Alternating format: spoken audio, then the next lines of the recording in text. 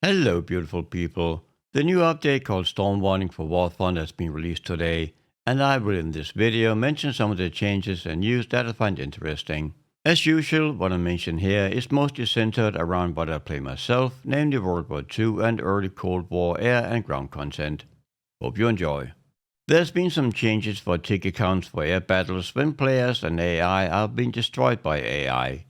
Previously, AI units destroyed by said AI made the tickets go down. That is no longer the case. For instance, if a team is down to a single player and his team is close to victory, he can no longer just sit back at the airfield and wait for friendly AI units to finish off the remaining AI or enemy players to secure a victory. Japan has a new subtree from Thailand, which increases the Japanese jet aircraft strength with 9 new jets. The United States, Britain, France via Belgium, Germany, Italy, and Japan all received the M44 howitzer at battle rating 4.0. A battle rating I'm sure will increase in the near future. It is a very mobile, high-explosive slinger that in my opinion should probably not have been added. I would have preferred a moderate vehicle like the M7 Priest at that lower battle rating. A German vehicle pack called Two Fronts have been added to the game and can be purchased for $35. It contains 2 Tiger H1s and 1 Austrian II vehicle. The Tiger called Ost for Eastern Front is not identical to the Tiger we already have in the regular tech tree at battle rating 5.7, while the second premium Tiger called West, I'm sure you can guess why, however, is. The premium Austrian II is identical to the one we already have in the regular tech tree, but of course also has the bonuses to Research and SL and a camo net surrounding the turret. Both new Tiger H1s have the premium bonuses and Research bonuses, but the Ost Tiger also has additional 30mm track armor on the front and side of the turret, and it also has germanium steel wood added to the sides. The shown 100mm of armor value is of course not correct, and it is probably more like 10mm.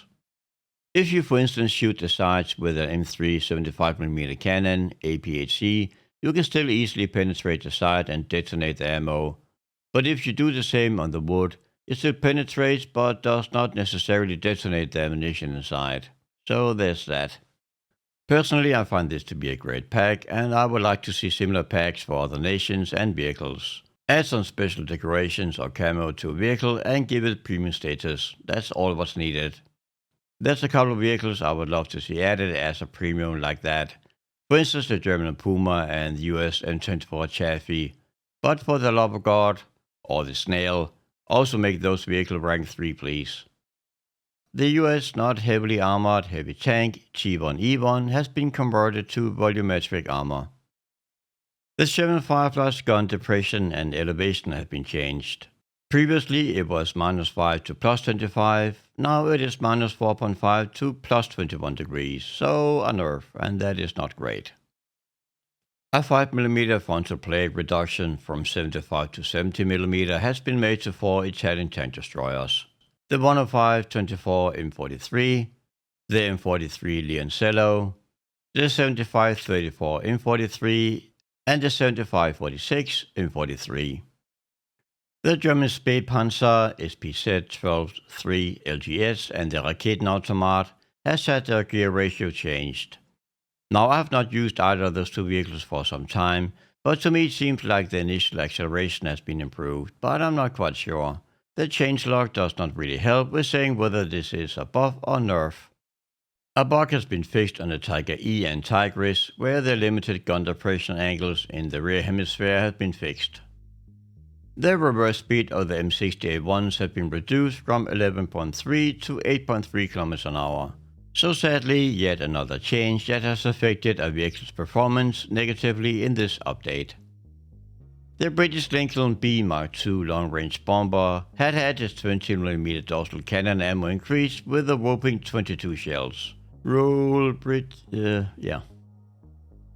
Another reduction in performance has been made to the ME163 and the Key 200. Fuel consumption has been increased, engine work time on full throttle has been reduced to around 4 minutes. There's been some shuffling around and changes for vehicles as well. The French AIL-44 is no longer designated as a tank destroyer, but now as a heavy tank, and it has been grouped with the French Jumbo Sherman. Also in the French tech tree, the AMX-10M has been grouped with the AU-F1. The Stura Emil has had its battle rating reduced from 4.3 to 4.0 and is sadly no longer ranked 3 either. I so despise these rank changes from 3 to 2. The Stura Emil is now also grouped with the Digger Max, so at least the group now has a funny name. Yay. The Ostwind and Wirbelwind has also been grouped, and the Ostwind 2 had its rank reduced from 4 to 3. More customization options have been added to the ground vehicle side. We can now change the color of the rangefinder bar and change the thickness of the sidelines and the size of the text font.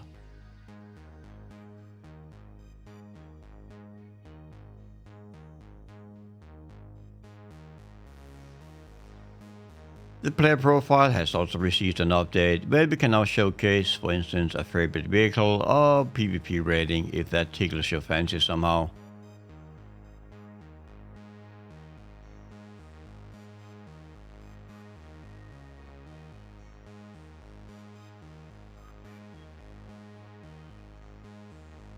A separate mechanic for punishing an attack on an allied nuclear armored aircraft has been added.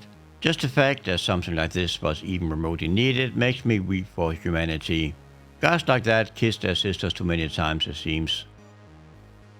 New mechanics for interacting with the tactical map has been added. For aircraft and ground vehicles, we can now switch between the ground forces and aircraft map and it moves around. For aircraft in addition, the ability to set a point of interest has been added.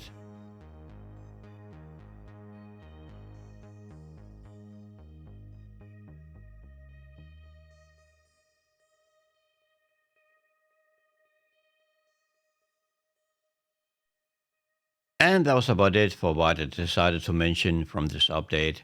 As per usual, there's a bunch of changes made that Guardian does not make public for whatever reason. If you stumble on such a change, do feel free to mention it in the comment section. Thanks for watching, and until next time, remember to deploy your dive brakes. Have a good one.